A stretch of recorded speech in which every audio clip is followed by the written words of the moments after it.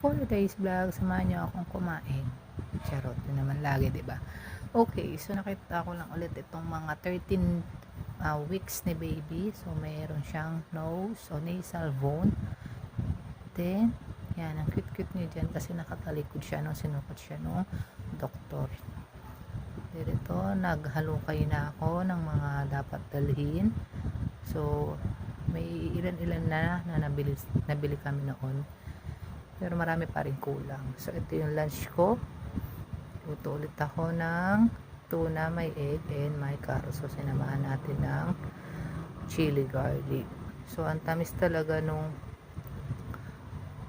ulam kapag mayroong carrots. So, na parang isa na yan sa favorite kong sahog ng tuna na may itlog.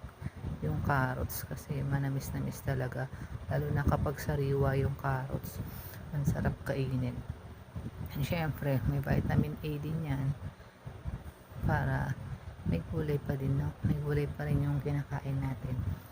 Nakita ko lang to sa Facebook. So, mga late match na pictures or picture. Yan.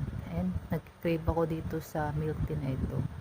Dati kasi may katrabaho ako na meron siyang friend na nagtatrabaho sa Singapore, so nagpapadala ng ganyan. So umorder kami kapag pupunta siya ng shopping mall doon sa Singapore. So dito wala akong makita. Sa Shopee naman out of stock na. So ito yung mga alas 5.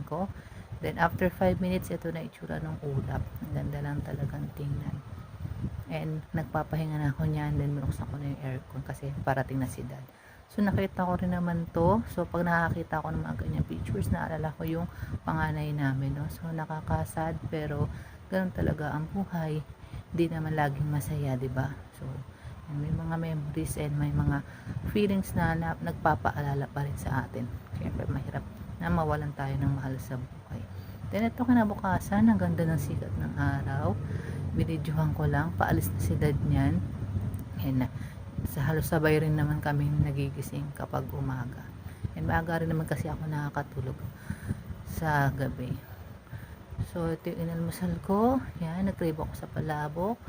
Wala akong nakita pichi-pichi sa palengke. So kumain ako ng kakanin. And yung hot cake. So kain muna tayo guys. May lunch. May maglalaba pa ako. Bye!